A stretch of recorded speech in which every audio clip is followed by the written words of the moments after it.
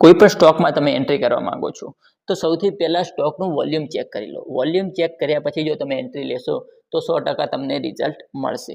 તો volume check કરવા માટે સૌથી પહેલાં બે બાર જોવા મળે છે. એક હોય છે રેડ બાર અને બીજો હોય છે ગ્રીન બાર. રેડ બારનો એવો મતલબ નથી કે ભાઈ માર્કેટમાં સેલિંગ આવી રહી છે અને ગ્રીન બારનો મતલબ એવું નથી કે બાઇંગ જોવા મળી છે.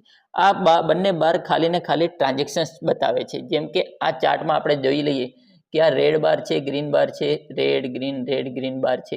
એ બધા પર્ટિક્યુલર ટાઈમ ફ્રેમમાં શું ટ્રાન્ઝેક્શન જોવા મળ્યું છે સ્ટોકમાં એ બતાવે છે.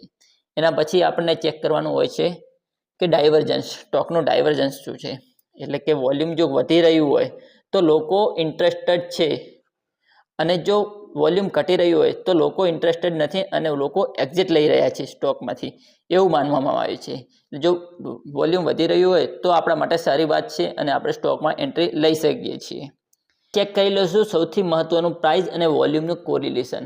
જો પ્રાઇસ અને વોલ્યુમનું કોરિલેશન ચેક કરતાં તમને આવડી ગયું તો તમને વોલ્યુમમાં માસ્ટરી કરી લેશો. એટલે કે ચેક કરી લઈએ આપણે, જો માર્કેટ સેલિંગમાં આવતું હોય, માર્કેટ ડાઉન સાઈડમાં આવતું હોય અને વોલ્યુમ પણ ડિક્રીઝ થઈ રહ્યું છે, જેમ કે આ વોલ્યુમ છે એ ડાઉન સાઈડમાં આવી રહ્યું છે અને માર્કેટ પણ ધીરે ધીરે ડાઉન સાઈડમાં આવી રહ્યું છે, તો આપણે એવું માની શકીએ કે ગમે એ જગ્યાએ માર્કેટ સપોર્ટ લઈને માર્કેટ રિવર્સ લઈ શકશે. એટલે કે સેલર્સો માર્કેટમાં ઇન્ટરેસ્ટેડ નથી. ગમે ત્યારે માર્કેટમાં રિવર્સલ જોવા મળી શકે છે અને બાય સાઈડની એન્ટ્રી તમને મળી શકે છે. અને બીજું એ છે કે માર્કેટ ડાઉન સાઈડમાં આવી રહ્યું છે અને વોલ્યુમ ઇન્ક્રીઝ થઈ રહ્યું છે. તો કે માર્કેટ ધીરે ધીરે ડાઉન સાઈડમાં આવે છે, વોલ્યુમ ઇન્ક્રીઝ થાય છે, તો તમે માની શકો છો કે વોલ્યુમ સાથે સેલિંગ આવી રહ્યું છે અને માર્કેટમાં મોટું કરેક્શન જોવા મળી શકે છે.